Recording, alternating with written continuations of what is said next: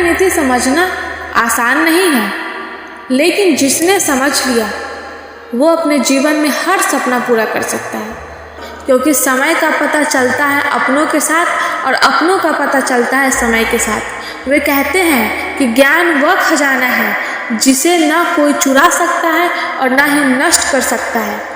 विद्या के समान कोई नेत्र नहीं है, सत्य के समान कोई तप नहीं है, राग के समान कोई दुख नहीं है और त्याग के समान कोई सुख नहीं। धर्म वह साधन है जो हर इंसान को शुभ और अशुभ के बीच अंतर सिखाती है।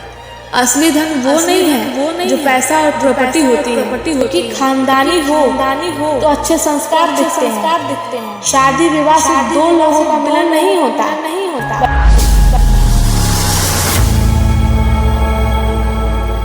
संपूर्ण चाणक्य नीति का अर्थ जीवन में उन नियमों, सिद्धांतों और आदर्शों की श्रेणी है जो समाज, व्यक्ति, संगठन, एक लोगों का समूह, एक लोगों का ग्रुप जो साथ मिलकर किसी भी काम को करते हैं उसे कंट्रोल करने में मदद करती है।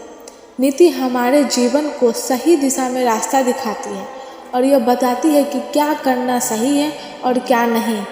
नीति केवल व्यक्तिगत स्तर पर नहीं बल्कि सामाजिक, राजनीतिक और व्यावसायिक स्तर पर भी महत्वपूर्ण है।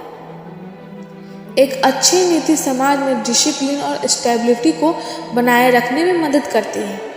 चाणक्य नीति को समझने से पहले चलिए हम चाणक्य को जानते हैं। ये कहानी है आज से 2500 साल पहले की, जब चाणक्य का जन्म एक गरीब ब्राह्मण परिवार में हुआ। इससे पहले चनक की कहानी जानते हैं। चनक एक ब्राह्मण था। ये वो चाणक्य नहीं, ये चनक है जो अपने देश को अपने राजा और विदेशी हमलावरों से बचाना चाहते थे। प्राचीन भारत में नंदवंश की सत्ता धनानंद ने संभाल रखी थी। धनानंद को ये सत्ता मिली नहीं थी, बल्कि उसने अपने पिता को धोखे से हत्या करके ली थी। क्योंकि धनानंद 9 भाई थे, तो उन्होंने अपनी पूरी सत्ता लेने के लिए अपने पिता का वध किया और उस राज्य का राजा बन गया। राजा की दुष्टता इतना बढ़ा हुआ था कि कोई भी उनके खिलाफ जाते उसे ऐसी सजा दिया जाता जिसे देखकर लोग डर जाते और उनके खिलाफ जाने की सोचते भी नहीं, अपना मुंह नहीं खोलता। ऐसे ही एक ब्राह्मण राजा से खुश नहीं था। वो एक गलती कर बैठे क्योंकि उन्हें अपने देश से ज़्यादा लगाव था। चनक किसी भी तरह अपने देश को बचाना चाहते थे, अपने राज्य को भी बचाना चाहते थे।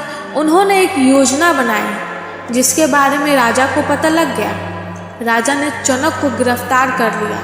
पूरे राज्य में ये खबर फैल गई कि एक राजद्रोही जो कि एक ब्राह्मण है उसे फांसी दी जाएगी। हालांकि चनक अपने जगह पर बिल्कुल सही थे। इधर चनक की पत्नी और बेटा लोगों से मदद मांगते, लेकिन कोई भी उनके मदद के लिए आगे नहीं आता। लोग इन्हें ये कहकर भगाते कि एक राजद्रोही की पत्नी और बेटा है। दूसरी तरफ लोगों के अंदर ये भी डर था कि अगर हम इनकी मदद करें, अगर ये बात राजा को पता चल गई तो वो उन्हें नहीं छोड़ेंगे। इस डर से भी लोगों ने अपने हाथ खड़े कर लिए। कुछ दिनों में ही उनकी पत्नी की मृत्यु हो गई। इधर चाणक्य को भी फांसी दे दिया गया। ये बात उनके बेटे को पता चली तो आंख भर आया। चाणक्य का बेटा और कोई नहीं चाणक्य थे। वो इतने भी छोटे नहीं थे कि उन्हें कुछ समझ नहीं आए। उन्हें सारी बातें अच्छे से समझ आ रही थी। बहुत छोटी उम्र में चाणक्य के सर से माता पिता का हाथ हट गया। रात के अंधेरे में चाणक्य ने अपने माता पिता का दाह संस्कार किया और धनानंद से अपने माता पिता की हत्या का बदला लेने का प्रण लिया। चाणक्य ने पूरी दुनिया से दूर जाकर ज्ञान प्राप्त करने लगा, वेदों का अध्ययन करने लगे। लेकिन समस्या जाके यहाँ आ अटकी कि वे ठहरे एक ब्राह्मण और शास्त्रों के आधार पर वो किसी का वध नहीं कर सकते। उन्हें एक ऐसा बंदा चाहिए था जिन्हें वे खुद ट्रेन कर सके, इनके कहने पे हर वो काम कर सके जो ये चाहते हैं। उसी की तलाश में ये अपना पहचान बदलकर अपने राज्य में वापस आए। यहाँ उन्होंने सक्टार से मिले जो उनके पिता का मित्र थे। चाणक्य ने देखा कि राजा धनानंद ने उनके राज्य का बहुत बुरा हालत बना दी थी। एक तरफ विदेशियों का आक्रमण चल रहा था, दूसरी तरफ राजा की क्रूरता इतना बढ़ा हुआ था और हिंसा में इतना डूबा हुआ था कि वो अपने राज्य पर, अपने देश पर ध्यान नहीं दे रहे थे। सकटार ने यहाँ की सारी कहानी बताई। उन्होंने मूरा के बारे में बताया कि कैसे राजा ने उन्हें जंगल में रहने के लिए मजबूर किया। अगले ही दिन चाणक्य ने वेश धारण कर उस जंगल में पहुंच गया जहां मूरा रहती। वो देख चाणक्य शॉक्ड रह गए। उन्होंने देखा कि वनवासी, आदिवासी, भोले भाले लोग सब यहाँ रहते हैं। वहाँ एक बालक राजा का एक खेल खेल रहा था जिसमें चाणक्य को अपना लक्ष्य दिखा। वो बालक और कोई नहीं, चंद्रगुप्त थे, मूरा का पुत्र। चाणक्य ने चंद्रगुप्त को अपने जीवन का लक्ष्य बना लिया और फिर शुरू हुआ चाणक्य का नया जीवन। अब चाणक्य उसी जंगल में रहकर चंद्रगुप्त को ज्ञान दे रहे थे और आदिवासी वनवासी को मिलाकर एक सेना तैयार की ताकि धनानंद के सिंहासन को उखाड़ फेंके। जब सारी ट्रेनिंग पूरी हुई तो चाणक्य ने बड़े ही चालाकी से धनानंद के साम्राज्य को उखाड़ फेंका और चंद्रगुप्त को मगध का राजा बनाया। तब जाकर मौर्य समाज की स्थापना हुई। चाणक्य की नीति समझना आसान नहीं है, लेकिन जिसने समझ लिया वो अपने जीवन में हर सपना पूरा कर सकता है। उसके अंदर लोगों से बातचीत करने की कला, सेल्फ कॉन्फिडेंस, सक्सेस, कैपेसिटी, स्थिरता, माइंड कंट्रोल और लोगों की पहचान करने की समझ आ जाती है। ऐसे बहुत सी चीज़ है जो इसे जानकर वो समझ सकते हैं। ये नीति हर एक के लिए बहुत ज़्यादा इम्पोर्टेंट है, चाहे वो स्टूडेंट हो या वर्कर हो या जॉबर हो, बड़े छोटे हर एक के लिए ज़रूरी है जो अपने जीवन में सफल होना चाहते हैं। अब शुरू करते हैं चाणक्य नीति। पहला अध्याय में उन्होंने बताया कि व्यक्ति को धर्म और संस्कार के रास्ते पर चलना चाहिए। एक ऐसा आचरण, एक ऐसा आदत, एक ऐसा सोच जो समाज और खुद के लिए भला हो, सही हो, वह संस्कार होता है। चाणक्य का मानना है कि एक इंसान को सत्य, अहिंसा और नैतिकता का पालन करना चाहिए। जीवन में सच्चे मित्र की पहचान जरूरी होती है। उनका कहना है कि जीवन में विश्वास और सावधानी दोनों जरूरी है। सच्चे दोस्त की पहचान बुरे वक्त में होती है, क्योंकि समय का पता चलता है अपनों के साथ और अपनों का पता चलता है समय के साथ। वे कहते हैं कि ज्ञान वह खजाना है जिसे न कोई चुरा सकता है और न ही नष्ट कर सकता है। एक पढ़ा लिखा इंसान समाज में सम्मान प्राप्त करता है और अपने जीवन के हर क्षेत्र में, हर राह में सफलता प्राप्त कर सकता है। चाणक्य का मानना है कि एक समझदार इंसान को समय की पहचान होनी चाहिए और उसे सही काम में लगाना चाहिए। समय का सही उपयोग व्यक्ति को सफल बनाता है और एक सच्चा इंसान बनाता है। चाणक्य कहते हैं कि एक विद्यार्थी में कौवे जैसी चेष्टा होनी चाहिए, बगुले जैसे ध्यान, कुत्ते जैसी नींद होनी चाहिए, काम, भोजन और घर त्याग, गृह त्याग के गुण होने चाहिए। विद्या के समान कोई नेत्र नहीं है, सत्य के समान कोई तप नहीं है, राग के समान कोई दुख नहीं है और त्याग के समान कोई सुख नहीं है। मतलब सत्य के समान कोई भी तप नहीं है, हित नहीं है, राग के समान कोई दुखी नहीं है और त्याग के समान कोई भी खुश नहीं है। जो भी इंसान सक्सेस होता है, जो भी इंसान सफल होता है, वो त्याग के बिना सफल नहीं है। वो कुछ न कुछ अपने ज़िंदगी में त्याग किया है या कष्ट झेला है। चाणक्य का मानना था कि एक व्यक्ति को ऐसा ज्ञान प्राप्त करना चाहिए जो उसे समाज में पहचान दिलाए और उसका जीवन उद्देश्यपूर्ण बनाए। साथ ही पढ़ाई करते रहना चाहिए, क्योंकि ज्ञान एक ऐसी संपत्ति है जो बढ़ती रहती है और ये दूसरों को बांटने पर भी नहीं घटती।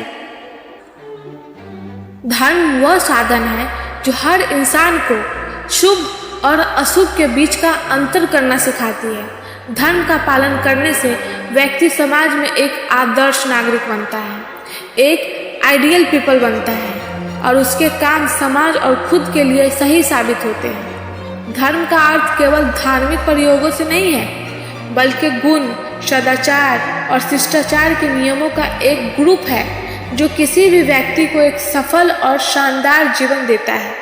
चाणक्य कहते हैं कि मूर्ख व्यक्ति को ज्ञान देने से कोई लाभ नहीं है, कोई फायदा नहीं है। अक्सर यह देखा गया है कि ऐसे लोगों को सलाह देना, उसका मतलब वो सही नहीं निकालते, उसे हल्के में लेते हैं। अगर हम हमेशा दुखी या नेगेटिव विचार वाले लोगों के साथ समय बिताते हैं तो इसका हमारे मानसिक और भावनात्मक स्वास्थ्य पर भी नेगेटिव प्रभाव पड़ता है। यदि एक पढ़ा लिखा इंसान मूर्ख के साथ संबंध रखता है या गलत लोगों को सम्मान देता है या हमेशा नेगेटिव और दुखी लोगों के साथ रहता है तो उसकी खुद की शक्ति, समझ भी कमज़ोर पड़ जाती है। चाणक्य कहते हैं कि जब कोई व्यक्ति अपने द्वारा किए गए बुरे कर्मों का फल पाता है, उसे भुगतता है, तो उसे समझ आ जाता है कि ये उसका बुरे कर्मों का फल है। ऐसे व्यक्ति को यदि कोई सहानुभूति या रास्ता दिखाने की कोशिश करता है तो वो व्यक्ति नज़रअंदाज करके दोबारा अपनी गलतियों को दोहराता है। ऐसे व्यक्ति के लिए भला करने की कोई भी कोशिश व्यर्थ हो जाती है, क्योंकि उनके भीतर परिवर्तन लाने का संकल्प और जो दृष्टिकोण होता है वो नहीं होता। उसके अंदर तो होती है कि भाई ये गलती हम दोबारा नहीं करेंगे, लेकिन वो आती है फिर तुरंत चली जाती है। संगति का व्यक्ति पर गहरा प्रभाव पड़ता है। यदि कोई व्यक्ति गलत लोगों के साथ रहता है या गलत आदतें सीखता है तो उसका जीवन भी गलत दिशा में बढ़ती है। वे कहते हैं कि जब कोई संकट, मुसीबत आता है तो इंसान अपनी सारी दौलत और सामाजिक सुख को त्याग देता है और उसे केवल शांति, समर्थन और अपने मन को कंट्रोल करना ही जरूरी होता है। असली धन वो नहीं है जो पैसा और प्रॉपर्टी होती है, बल्कि वह है जो आत्मा और मन को शांत रखती है। हमें अपने दौलत, संपत्ति से अत्यधिक अपने अंदर के बल, ताकत और आत्मविश्वास को ही साधन बनाना चाहिए, एक जरिया बनाना चाहिए। अगर कोई व्यक्ति अपने जीवन में नैतिकता, सत्य और धर्म का पालन करता है तो वह किसी भी बंधन से मुक्त हो सकता है। चाणक्य का कहना है कि धन केवल एक वस्तु नहीं होते, बल्कि उनके साथ एक जिम्मेदारी भी जुड़ी होती है। यदि कोई व्यक्ति अपने धन का उपयोग निगेटिव उद्देश्यों के लिए करता है, बुरे कामों के लिए करता है या दूसरों के भले के लिए खर्च नहीं करता है तो उसका धन उसके लिए किसी काम का नहीं रहता। एक राजा का कर्तव्य है कि वे अपने राज्य और प्रजा की भलाई के लिए अपने धन, संसाधन, रिसोर्स का सही उपयोग करें, और यदि वह ऐसा नहीं करता है तो उस धन का कोई उद्देश्य नहीं, उस धन का कोई मतलब नहीं रह जाता और समाज में उसकी इज्जत और वैल्यू घट जाती है। एक व्यक्ति का आचरण, एक व्यक्ति का कैरेक्टर, उसका व्यवहार उसके कर्मों पर निर्भर करता है। किसी व्यक्ति का खराब आचरण या नेगेटिव काम समाज में असंतुलन, इम्बैलेंस बनाते हैं। सही आदत और सही काम ही एक इंसान को सम्मान दिलाता है। अच्छे काम, सच्चे रास्ते पर चलने से ही शांति, सम्मान, वैल्यू, कदर और इज्जत मिलती है। हमारे काम का परिणाम हमेशा समय के साथ सामने आता है। जीवन में यदि हम गलत काम करते हैं या इनडिसिप्लिन में रहते हैं तो समय के साथ हमें इसका फल को भुगतना पड़ता है। समय और काम दोनों का एक दूसरे से गहरा संबंध है। जो हम आज करते हैं उसका सीधा असर हमारे फ्यूचर पर हो। चाणक्य का कहना है कि जब किसी की शादी हो और लड़का या लड़की पसंद करे तो वह खानदानी और सच्चे घराने की करो, क्योंकि खानदानी हो तो अच्छे संस्कार दिखते हैं। शादी विवाह सिर्फ दो लोगों का मिलन नहीं होता, बल्कि दो परिवारों, संस्कार और विचार, सोच का मिलन होता है। कहते हैं अच्छे परिवार में व्यक्ति को संस्कार, इज्जत और वैल्यू मिलते हैं जो उसके कैरेक्टर को स्ट्रांग बनाते हैं। अच्छे और खानदानी लड़का या लड़की से विवाह करने से आने वाली पीढ़ी भी आदर्श और संस्कारी बनते हैं। ऐसे खानदान में विवाह नहीं करना चाहिए जहाँ संस्कार और गुण की कमी हो, क्योंकि इससे जुड़ा व्यक्ति केवल तकलीफ और समस्या का ही कारण बन सकता है। ऐसे परिवारों में विचार और गुण नहीं मिलते, जिससे हमेशा मनमुटाव पैदा होते रहते हैं। विवाह के लिए हमेशा ऐसे परिवार को पसंद करना चाहिए जहाँ अच्छे संस्कार, अच्छे विचार और खानदानी हो।